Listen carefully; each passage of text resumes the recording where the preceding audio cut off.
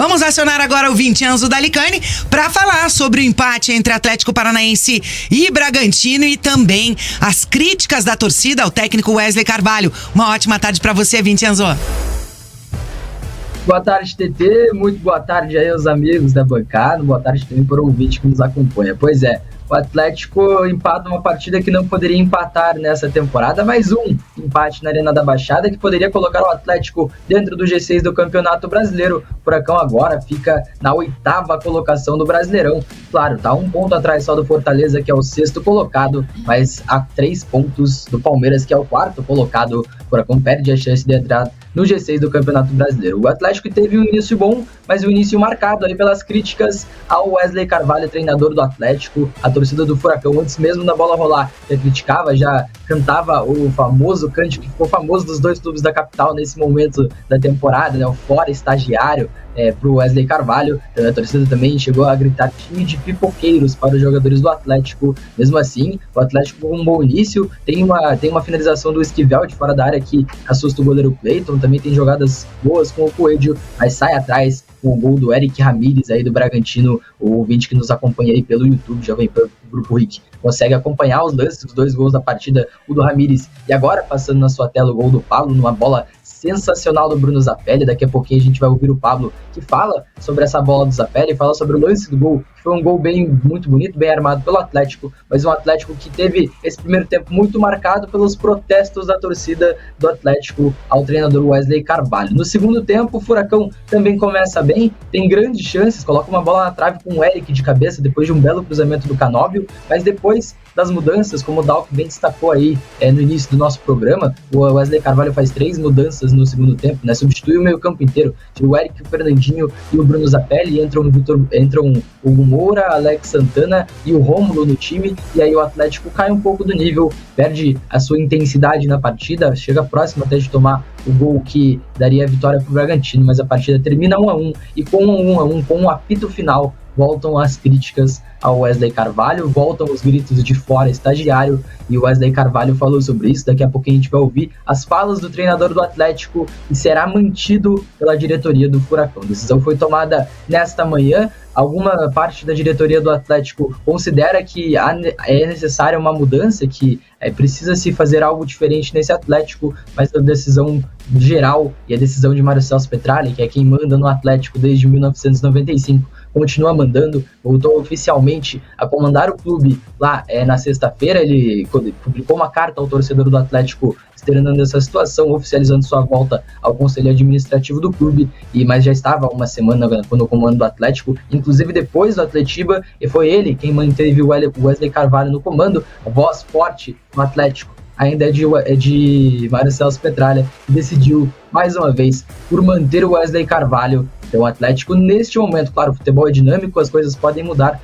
mas neste momento, a decisão de hoje é que o Wesley Carvalho segue no comando do Atlético. O Atlético que é 8º colocado agora, está na porta do G6, mas o objetivo é o G4 do Campeonato Brasileiro. Daqui a pouquinho o ouvinte acompanha, vão passar pelo microfone aqui da PAN o Wesley Carvalho e o Pablo, o atacante Pablo também comentou aí a partida um pouquinho.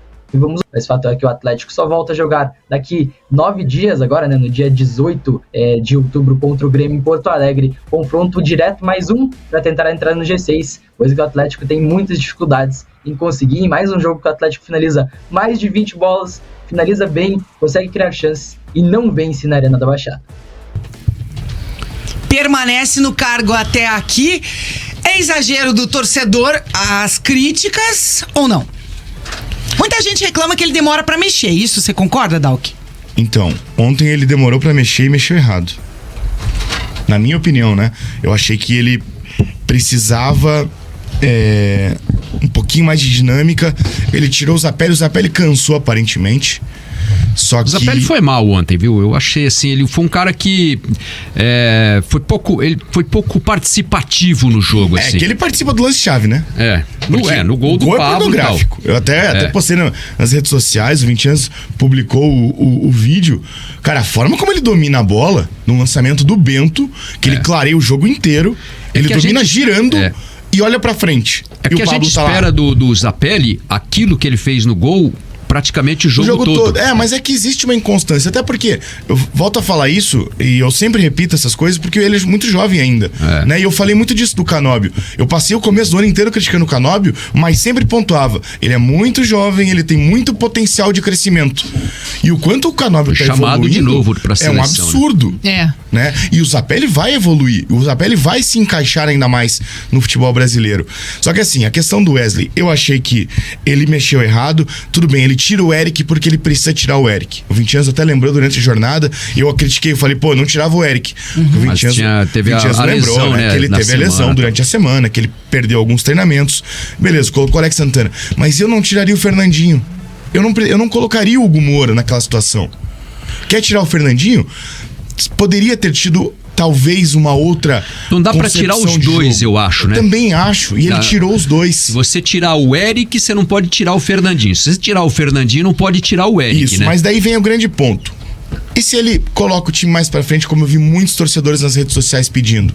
Se ele tira o Fernandinho e coloca, sei lá, algum outro atacante que seja. Se ele coloca o Arragada naquele momento, se ele coloca o Bigode. E o Bragantino faz um gol.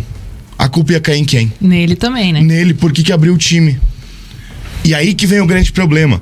Natural, o torcedor é emocional. O torcedor ele vai pensar apenas no que acontece durante o jogo. Se dá certo e ganha, o torcedor vai ficar feliz. Se dá errado e perde, vai jogar a culpa no Wesley. Não deu em nada, continuou no 1-1, culpa é de quem? Do Wesley também. Eu não gostei das substituições em si, mas eu não sei o que teria pra fazer diferente. Principalmente porque você não tem um Christian no banco de reservas. Então, eu tava olhando o banco aqui de reservas do Atlético, o que sobrou, né?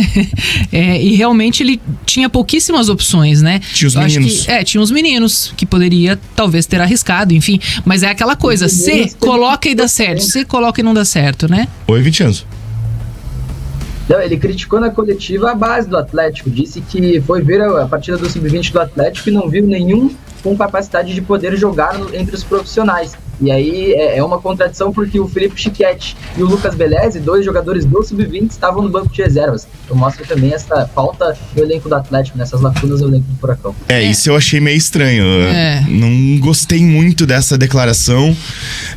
São coisas que também, por mais que ele pense, ele não precisa falar ali na coletiva, e ele é um cara que vem de base, né? Exatamente. Você tem que valorizar justamente o seu produto principal, né? Mas eu também entendo o ponto que ele quer dizer, que talvez não estejam prontos ainda para chegar e decidir num profissional. Entrar e resolver. Exatamente. Como ontem era um jogo que necessitava de alguém que entrasse e puxar lá do time sub-20 e encaixar de titular no time, né? Foi mais ou menos essa visão dele. Tem muito torcedor até falando aí nas redes sociais da questão do Mário Celso Petralha ter falado na carta, né, que ele divulgou semana passada, de que quer transformar o Atlético no maior formador de jogadores de base. Aí o treinador vai no primeiro jogo e fala que não tem nada que preste lá na base, entre, né? Não com essas palavras, mas... né? Não, mas é bem contraditório. Aí o torcedor fica assim, mas como é que vai ser o maior formador de jogador de base e o técnico vai lá e olha e fala, não tem nada que dê pra aproveitar aqui. Entende? Assim, então, sei lá, né? Eu acho muito que o Atlético, ele precisava voltar com a estratégia de jogar com o Sub-20, Sub-23 no Paranaense. Pra ser muito sincero, porque eu acho que facilita a formação. Porque você dá minutagem num time todo jovem em uma competição profissional. E você garimpa o que tem ali de melhor e você coloca no elenco que vai jogar a Copa do Brasil, a Libertadores ou a Sul-Americana e o Campeonato Brasileiro. Porque nesse momento, Jana, se você colocar e ficar vendo apenas a base nesse momento, você vai jogar pressão no menino para que ele resolva uma situação. Mas é que nesse momento a base está sendo acionada por uma questão de necessidade, né? Só e se você coloca realmente eles no Paranaense para jogar ali, né? Com planejamento. Com jogadores profissionais, eu acho que você já faz essa transição com antecedência e evita de colocar eles assim, digamos, numa fogueira, né? Como a gente fala.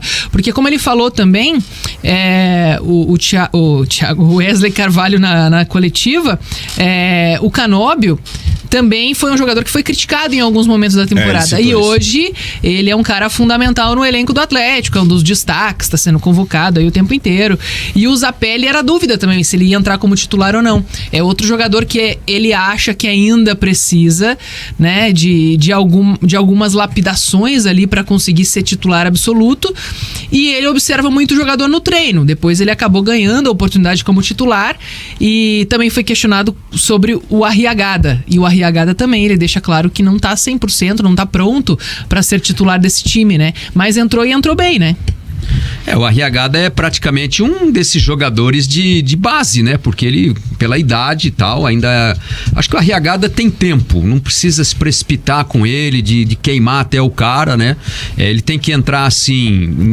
acho que ele pode ser uma boa opção para o Campeonato Paranaense, de ser mais utilizado, sim, mais testado, né? Nesse formato aí que o Dalk sugere, inclusive, de colocar um time, não sei se inteiro sub-23, mas mesclado, né? Com uma base maior de sub-23, com alguns jogadores mais experientes, para também dar também esse toque de experiência para os jogadores mais jovens. E eu penso que o trabalho do Wesley, ele é muito questionado pela torcida, e foi muito mais questionado depois da derrota no Atletiba. E ontem, eu acho que o fato de não ter vencido o Bragantino deixou o torcedor ainda mais irritado pelo acúmulo dos pontos perdidos. Mas é um trabalho, assim, se não é um trabalho, né, teve as eliminações lá, Libertadores, Copa do Brasil, o torcedor do Atlético queria algo maior nessa temporada.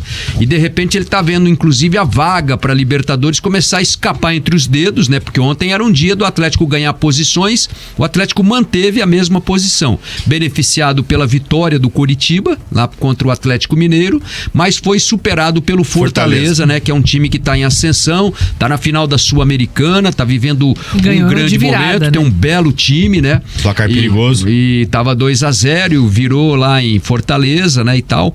Então, assim, eu penso que o Atlético, e outra coisa que tem que se ponderar aí no trabalho do Wesley nesse momento, é que ele perdeu o Vitor Roque, né?